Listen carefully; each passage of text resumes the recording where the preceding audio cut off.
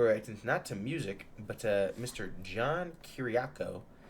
You've probably seen him somewhere on the internet if you've been online recently. Buddy is everywhere. But basically, he's an ex-CIA agent. He was, I think he was one of like the original whistleblowers for that CIA's torture program they had in like the 2000s. I mean, we say had in the 2000s. I don't know if I believe that the torture program is over or anything, but I don't want to become a part of it. So they say it's over, it's over. Say it's over, it's over. But he is here, and his interviews are fucking crazy. Like, to the point where I'm like, gang, this is insanity. Like, there's no way you can just be this normal, insane seeming of a human and go through all this. Like, you gotta be a sociopath. You have to be, to a point.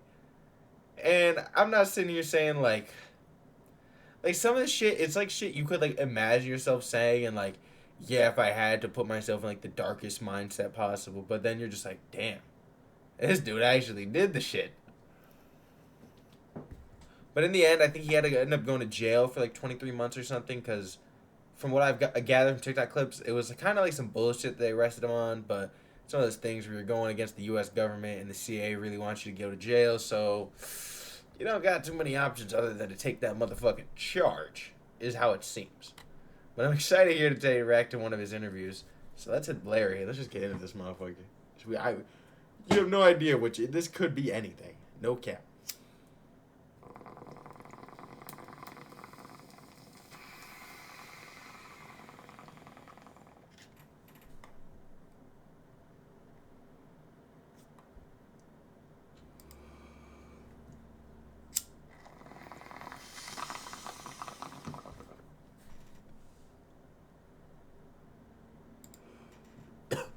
That I blew the whistle on the CIA's torture program in a nationally televised interview with ABC News. The second reason is... Why are they in space? I blew the whistle a long time ago, and just in the past 18 months, I seem to have hit some sort of YouTube algorithm sweet spot, and all of a sudden, my message is getting out there. And you went to prison for blowing... I think it's because the CIA finally is cool with it getting out there, is all I'm saying. They're like, the current regime's fucked up, we might as well let John talk. the whistle. I did, and I would do it again tomorrow. I really would. You know, I was giving an interview to the BBC the day after I got out of prison. They were the first outlet to ask for an interview. And so I gladly gave it to them. And the interviewer said, kind of perturbedly, "You're not showing any remorse or contrition?" And I said, "No, I'm not remorseful. I'm not contrite. I would do it again." See, these are the statements that I hear that I'm like, that's crazy. You're like, you would do the torture again, or you do the whistleblowing again? I'm confused. I would let them send me to prison again because it was the right thing to do. Okay, he's talking about the whistleblowing. I thought he meant the torture. I was like, well, huh? Why would you whistleblow if you would do it again? Nah, that makes sense. And you were a spy in the CIA? Yeah, I was quite an accomplished spy in the CIA. I spent 15 years in the CIA. The first half of my career was in analysis, and I got bored, frankly. And so I made an unusual, at the time, change to counterterrorism operations. And then I was the chief of CIA counterterrorism operations in Pakistan after the 9/11 attacks. That is a wild switch to go from analysis, like you're low-key crunching numbers, to now you're the head of counterterrorism in Pakistan. Like, that's gotta be just such a crazy fucking switch. And like, you're walking in the boss office one day, "Hey boss, you know, I'm kind of tired of being like the accountant numbers guy. You think we could fight some terrorists? You think I could just blow down some of the ops really quick?" And if I'd never heard about the CIA before, and I had never heard about your role in the CIA before, and I was a 16-year-old, Right. how would you explain to me what you did there, what your role was, and what the CIA is? Sure. The CIA is an intelligence service whose job it is... You want to know my definition of the CIA right now? If you were to ask me right now what I think the CIA is, my broad definition of it is government Interpol, like government anime levels, like Interpol, where they just do crazy shit because they have insane access to information and money. Like it's basically like the government's super military. That's the way I think of it. You know what I mean? Because the military, they're not specifically vetting out people to be smart or have certain personality characteristics. The CIA is vetting for that. You know what I mean? Like we're trying to get shit done snippy, right? We're not having a whole war for the shit. We're just gonna take out a leader and be done. That's my thoughts of the CIA. Right. How would you explain to me what you did there, what your role was, and what the CIA is? Sure. The CIA is an intelligence service whose job it is, at its most basic level, to recruit spies to steal secrets and to analyze those secrets so that the policymakers can make the best informed policy. Also, like, how do you become a spy for this? That is a really good question. People ask it all the time. But, like, how do you? And like, this is something that you never really hear about. Like, you don't just apply on Indeed to be in the CIA. To be in the CIA, like, do you think they contact you on some like movie shit? Like, you just get like a letter in the mail one day, be like, you got a meeting or like some crazy shit, and like you go into a room and it's just fucking the CIA trying to recruit you. Like, how does that work? You get a knock on the door one day, it's just two fucking officers. They walk in. Second you open the door, they just push past you, walk in. But your life is about to change. Like, what if I say no? You have to die. Like, what? No. My problem is I say no. My problem is I would 100% say yes because I'd be like, this is cool as shit. And then I'd be one of them niggas, I'd get into it and like, probably like this dude, like mad deep into it. I'd be like, I fucked up. I'm so deep in and it feels like I can't go back. But I've done just so much horrible shit. Right? This is where I'm like, this guy, like, I don't know. This guy's in a very brave position. Because he's basically just admitting out there, I did, personally, a ton of horrible shit. But I eventually, somehow, it got through to me. Yeah, it's not worth it. After 9/11, we were expecting an attack, to use Osama bin Laden's words, that would dwarf 9/11. And so my job was to infiltrate Al-Qaeda. What would dwarf 9/11? Like, you're attacking New York. Right? It's like the biggest city in America, in my brain. I think the only thing would dwarf 9/11, like, you'd have to, like, destroy the White House or some shit.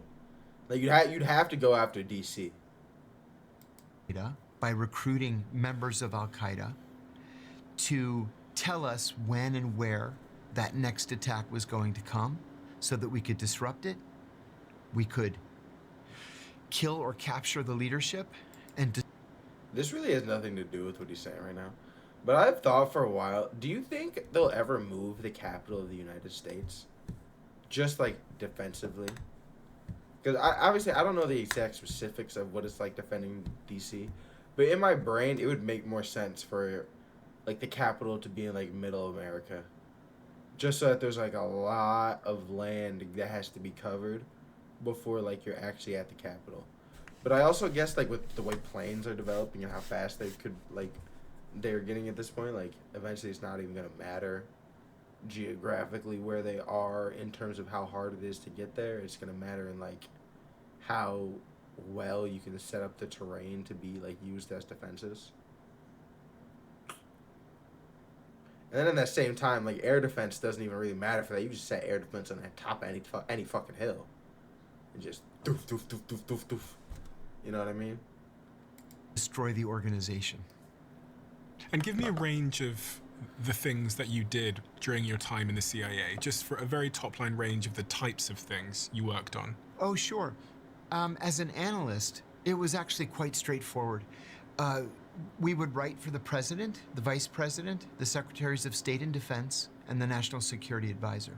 And who were the presidents during that time? Oh, so he wasn't a number crunch. He was like a writer ass nigga. Like when the president's giving a speech, this dude that low-key wrote it for him. When I started, it was George H.W. Bush, the father. And then it was Bill Clinton, then George W. Bush. There are several different publications. There's the President's Daily Brief, which is the most important. I covered Iraq, the entire time that I was in analysis, from well before most Americans had ever heard of Iraq. I was told actually that it was a training account. When you become president, are you not allowed to then become like a senator again after? It's like I get it. I mean, once you become president, you've kind of hit like the peak of your career. Like, why would you want to go back to being a senator? But like, I don't know if you really wanted to serve the people. Like, are you not allowed to, or is that just like nobody wants to because they're like, oh well, I did my job, fuck it. Or like the George Washington kind of idea, where it's like I gotta let the country know how to move on or whatever. Because nothing ever happened there, nothing ever changed, and then Iraq invaded Kuwait. The next day, I got to the office early. I was 25 years old, 26 years old, and my boss said, "Don't take your jacket off, we're going to the White House." I had never been to the White House before, except as a tourist. And so we got in a car, went to the White House, were ushered into the Oval Office. It's the president, the vice president, the national security advisor, the director of the CIA, my boss, and me. I'm sorry, I'm gonna run this back in a second. I'm still in the last train of thought I had, because it made me just think like, bro, in our lifetime, you're really only gonna see, on average, the succession for like long-standing like empires once, maybe twice. Like Russia, we'll probably be alive for when Vlad dies, and then depending on who the next dude is, if they don't pick like an older dude, we might just never see the next succession of Russia. And I mean, obviously, depending on how politics and everything goes, Russia might have been a bad example.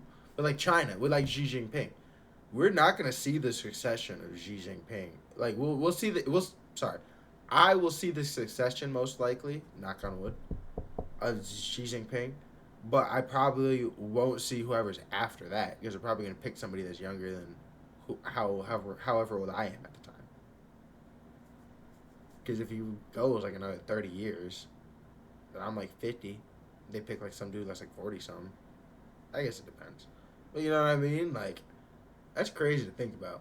The U.S. is really the only place I know that it's like, yeah, every 4 years we're getting kind of like a new couple niggas. I don't know how the Senate works over in Britain and stuff, to be fair. But so we got in a I know France is a president now, but I haven't super kept up, but I know there's been some fucked up shit going on in France for a while now.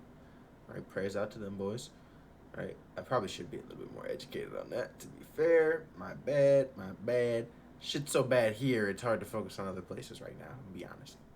car, went to the White House, were ushered into the Oval Office. It's the president, the vice president, the national security advisor, the director of the CIA, my boss, and me. And then we all sit down. The president tells us sit down. We sit down, and the president says, "Well, now what do we do?" Well, And everybody turns and looks at me. And it took me a second. And I said, yes. I said, "Mr. President." so wait, you're saying his job, and that there's just one guy who's not the president, who borderline just, and I mean, I guess there's probably a bunch of different guys that do this for different topics, but they basically inform the president and in a way make the decision for the country. President, as you know, Iraqi troops crossed the border at 2 o'clock this morning. The royal family has run away to Saudi Arabia. They've named a new occupation governor, et cetera, et cetera. "Do we know who that is?" I said, "Yes, sir." I gave him the name. And I said, "Actually, he's the co-founder of the Popular Front for the Liberation of Palestine." The vice president shouts, "Jesus Christ!" And then the president says, "Gentlemen, thank you. We'll take it from here." And I remember saying to myself, Oh, so I mean, he doesn't really make the decision, but like, I feel like depending on how you present that information, could strongly sway the decision, to be fair.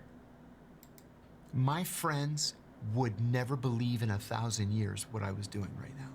They wouldn't even believe me if I told them. That's what an analyst does. When I switched to operations, again, the job was very straightforward. It was to So analyst, from what I'm getting, is like, it's more of you receive and intake and understand information. And like put information together. So it's almost like it's similar to what like low-key is the type of job a computer could take, but you want a person to also be able to just like have all the information. Like it's the type of job a computer could theoretically just collect all that information, but you want there to be a person that like reads all of it and knows it and can just put it out in short form so you don't have to read it. Recruit spies to steal secrets. But then if you're So in operations, I'm assuming it's more like field work. Like you're actually out on the job trying to get niggas to get you information, get the information. involved in Analyst is just knowing the information. Operations, getting the information. Gotcha. terrorism operations, there are a lot of extras that you have to be trained in.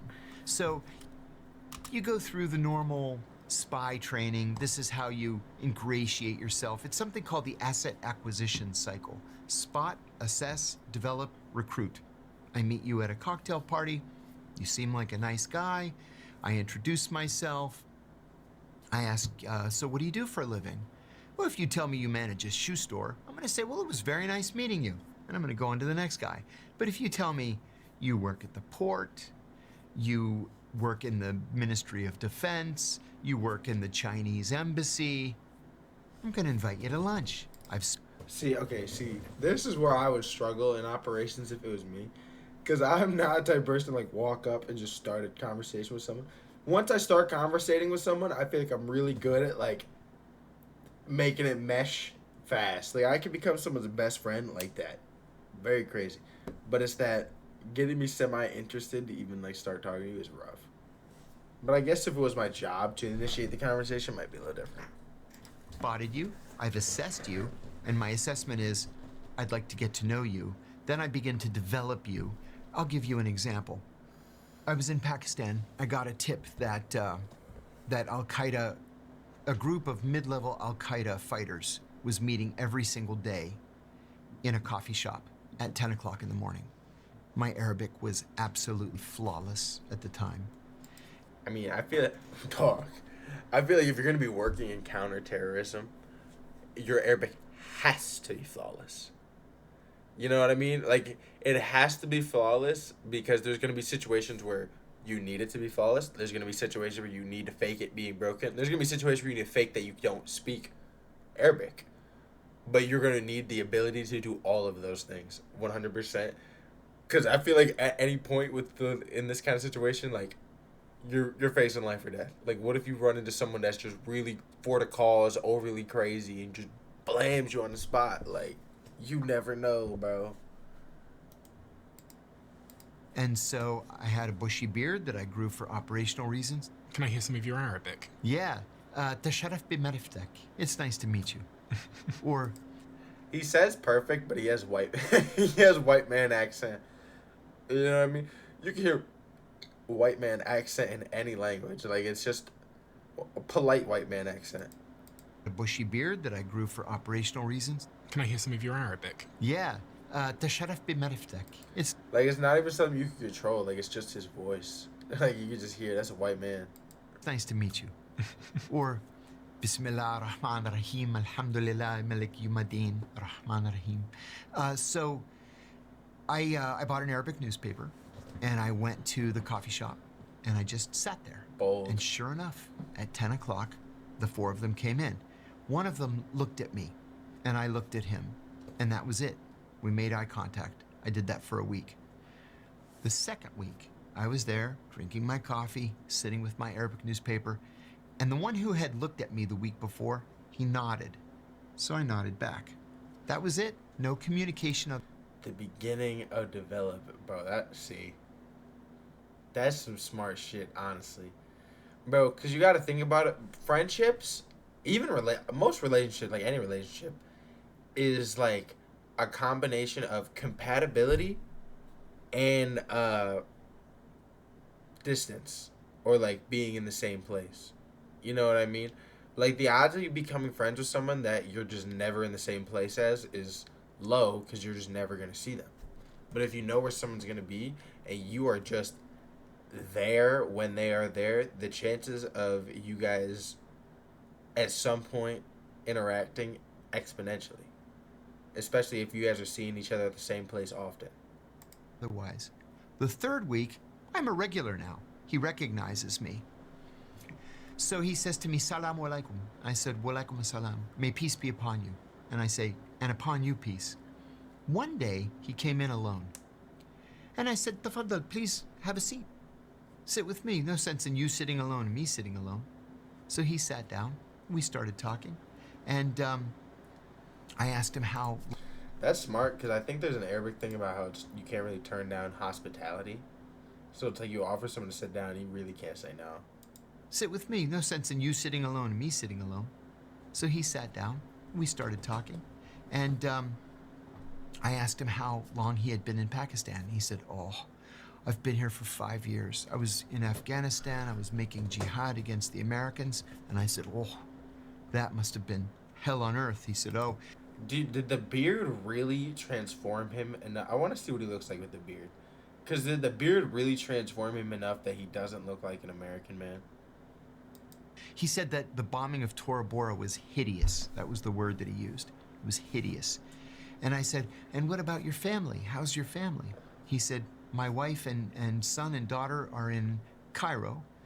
I've never met my son. He was born just after I left to make jihad. I said, I'm so sorry. And he said, yes, I'm lonely and I want to go home. And we continued this relationship. And finally I said to him, let me take you to dinner. Let's get out of the coffee shop. The truth was I didn't want one of his friends to walk in and see us. So we went to a restaurant for... See, because then you really only want a connection to one person in it. So if something happens to them, or like something just happens in general, there's only one real connection there and everyone else is kind of clueless. Dinner. And I said, listen, there's something that I haven't been truthful with you about. I'm not Lebanese. And I said, and actually, I'm American. Are you okay with that? And he says, I think so. I said, well, actually, I'm a CIA officer. And he said, shit changed. She's pulled the Glock out. Bah, bah, bah. See, that's the shit I'd be scared of. I'd be like, what if that nigga's demeanor changed quick, bro? Like, what if suddenly he on timing? Says, okay. So he didn't run screaming from the room. I'm trying to make sure I don't miss.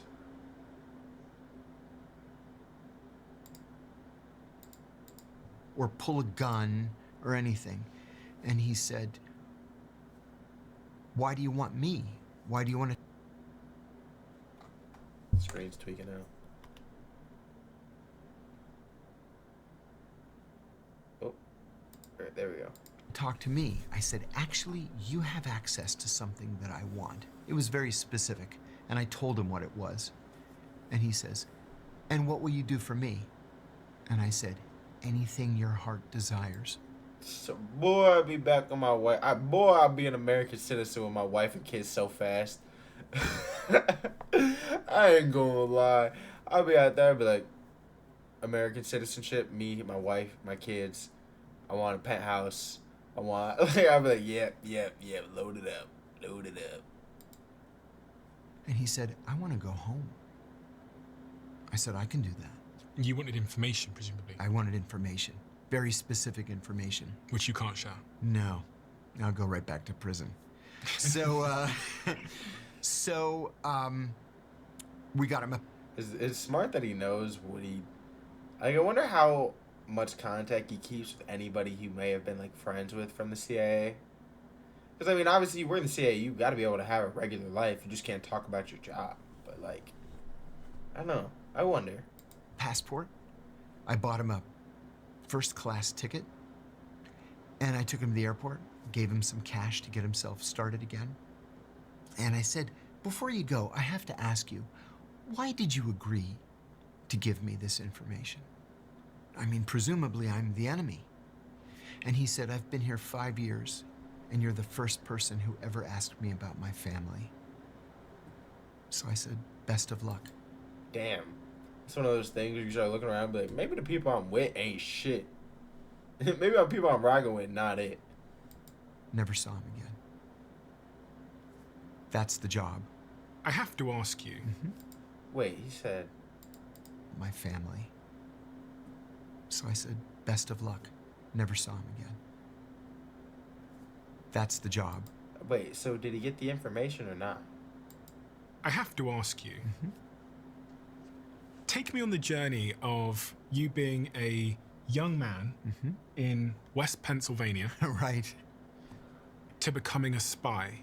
What happened? Because See, that's what I want to know. How do you get into how do you just get into this, bro? Like what?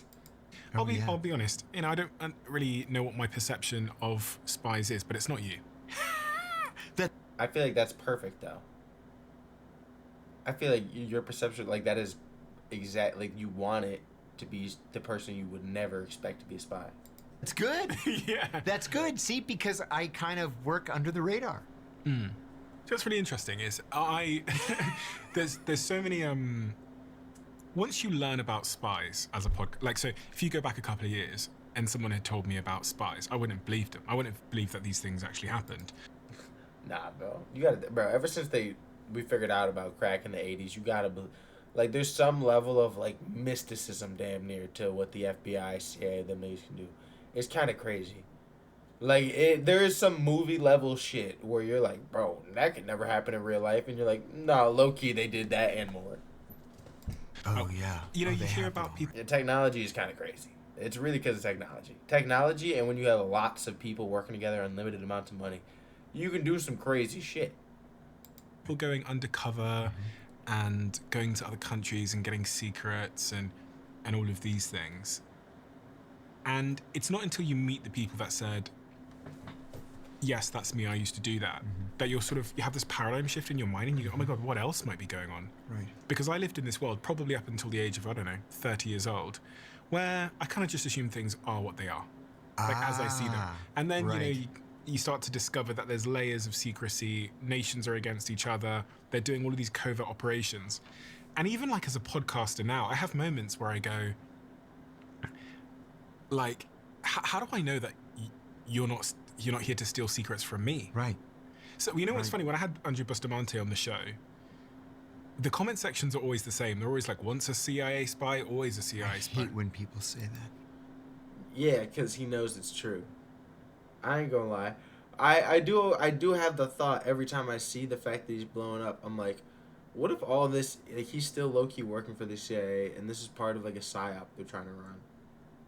It's like, so intellectually lazy. But I do wonder, and I go, It's so intellectually lazy to think that the CIA could be trying to pull one over on us. Just saying. okay, here's a super conspiracy theory. What if the CIA have made spies do really well in the YouTube algorithm so that all of us as long-form podcasters invite them on, and then they... You know what? I would agree with that. I would have agreed with that a year ago because Andrew Bustamante has really made a handsome living out of selling his experience. Yeah. And he's on every podcast. Yeah. But I am I don't know who Andrew Bustamante. I might have to check that one out too.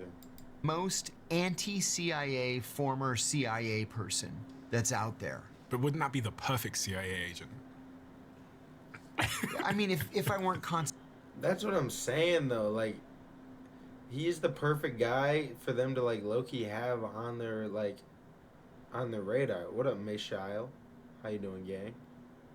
constantly criticizing the CIA as an organization that's just out of control. Do you think the CIA have a strategy for podcasters and for podcasting? I think yes, now they do. It took them a little while to get current, but just like they over time developed a strategy with Hollywood, sure, they're developing a strategy with podcasters.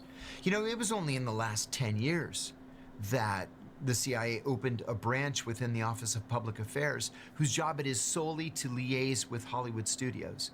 The FBI's been... So wait, they have somebody whose whole job is to work with actors? I guess actors would be smart people to low-key recruit on, because I feel like people just be like, really any famous people, any famous person, but like people from any country, when it comes to famous people, they just be like giving them shit, telling them shit, just being like so like loose with it, like just not giving a fuck. And that's cool, Michelle. I mean, I wish you well in your career, of course. doing this since the 40s. And the goal is that everything that comes out of Hollywood should be pro-CIA. And, you know, we end up with Zero Dark 30 and, you know, The Recruit and the CIA, Argo. The CIA is always the hero in these movies. If you were still at the CIA now, and your job was to infiltrate... To do that on purpose, though, to make us think that they're the ones, but they're not the ones. Right, and use creators or podcasters as an asset for the CIA's objectives, how might you design that plan if we were just hypothesizing? Bro, if I was gonna use like a content creator, bro, I would use like Mr. Beast. Bro, imagine, bro, what if Mr. Beast is already a CIA agent? And really, the reason he's been getting Mossad to build him an amusement park is because he's an agent for the CIA trying to get information. But honestly, that is the type of shit I would do if I was trying to get. If I was in the CIA, I was getting a content creator.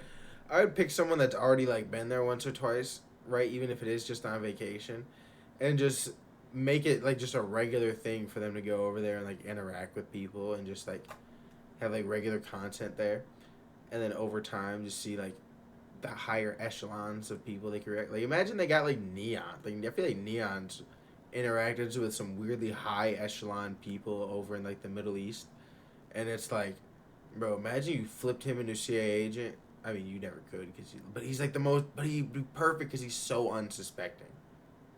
So bro, Neon should be a CIA agent, bro. If there's any CIA officers watching this, bro, I think y'all should recruit Neon. That is top tier unsuspecting, bro. Nobody will ever see it coming. You would have to have a goal that would be specific enough that you could actually track the progress to it. So you can't just say, well, I'm going to pay this podcaster X amount of money and we're going to do something with the algorithm to make him vastly popular among men, 18 to 30. But like imagine that, bro. Imagine the CIA is doing this with like clavicular, and they're trying to make like an overly. I don't even know what they would be trying to do with that. But imagine that's like the whole thing. They just purposely like pick this guy that just like try to get everybody like looks maxing and hyper masculinity and shit. Let's say there's got to be more to it than that. It has to be a message.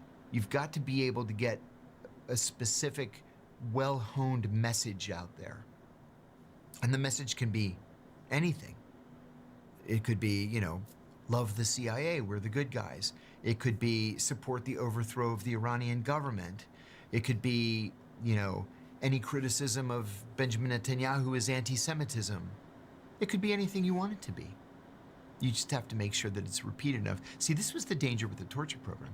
This is one of the very important reasons that I went public when I did, because my colleagues, my superiors at the CIA kept repeating this lie over and over and over again that torture worked, and that torture got us information that saved American lives, and that was just simply not true. It was a lie. Besides being illegal, immoral, unethical, it just wasn't true. And so I decided... Are they saying that the information they got just was never very helpful? Bro, I just really stand on the fact, like, if you're not getting helpful information from torture, then you're not doing it very well. Not to say that torture's right. You probably shouldn't do it at all. But, like, if you are creative enough, nigga, you can get the information on anybody. Right? I made a TikTok about this. Like, I stand on it, bro.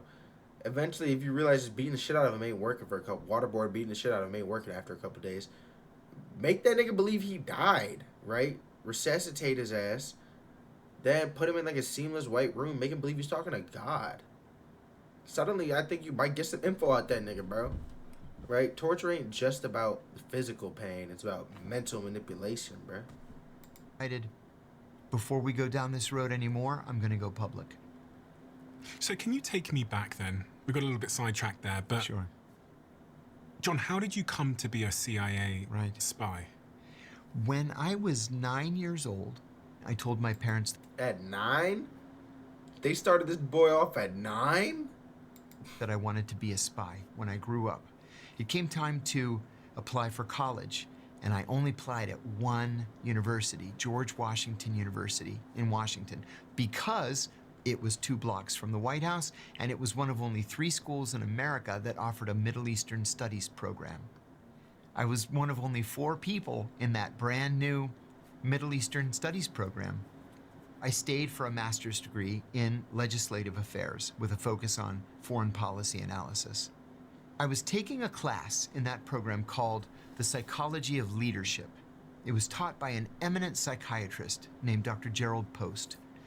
And he gave us an assignment one day where we had to shadow our bosses. We had to just follow our bosses for a week. Your bosses? Yeah, I worked at a labor union called the United Food and Commercial Workers Union. And so we were just supposed to follow our boss around for a week and then write a psychological profile. I used dozens of, footnotes from psychological, psychology. So, I mean, he really did have a plan to want to be a spy from, like, a young age. Like, I was joking about it started from 9, but, like, low-key, he started from a young age being like, this was the plan. Texts, and I ended up saying that he was a sociopath with psychopathic and possibly violent tendencies, and, I had these citations. I passed the paper in. Dr. Post gives it back to me a week later, gave me an A, and then he wrote, "Please see me after class." So I went up to him after the class, and I said, "Dr. Post, you wanted to see me?" He says, "Come to my office." So we went down there, he closed the door, and he says, "Listen, I'm not really a professor here. I'm a CIA officer, undercover as a professor here, and I'm looking for people who would fit into the CIA's culture. I think you would fit into the CIA's culture. Would you like to be a spy?" So it really was like a they find you moment. No fucking way. They found him. It was a they find you moment. And I said, "Yes, I would." He picked up the phone and called a number, and he said, "Bob, this is Jerry. I've got a good one for you. Do you have some time?" And he said, "Sure." He writes an address on a scrap of paper, and he says, "Be at this address in 20 minutes.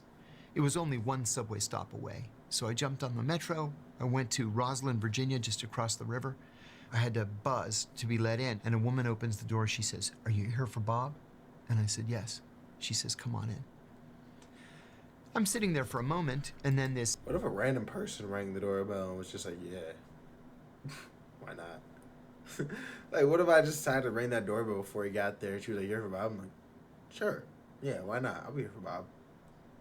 Like 6'6", 350-pound giant barrels out of his office, and he says, "John, Bob, how the hell are you? I want you to be at the George Washington University Medical School Saturday morning at 8 o'clock. We've got some tests for you." I said, "Okay." And then we shook hands, and I left. So Saturday morning, I went to the GW Medical School auditorium. There were like, 200 people there, and they hand us a test. My wife picked me up. She said, "How did you do?" I said, "I have no idea." Does your wife at this point know that you're applying for the CIA? That's the question you ask? I want to know, like, what kind of shit is on the test. Like, what kind of test is it? Like a math test? Like a fucking just, like personality test? Like, what kind of test is it? Yes, and that was going to be pretty much the extent of what she ended up knowing. Because once I got in... But you were allowed to tell her? I was not allowed to tell her. No. So you told her anyway? Yeah. When I first applied, they said, "Listen, don't tell anybody because you may go undercover, you may go under deep cover, and we can't have people out there who know that you're a CIA officer." Presumably the CIA is smart enough to be able to check if you've told her. Yeah. And they ask you on the polygraph, "Did you tell her?" Really? And I said, "Yeah, I told her. She's my wife. What am I going to do?"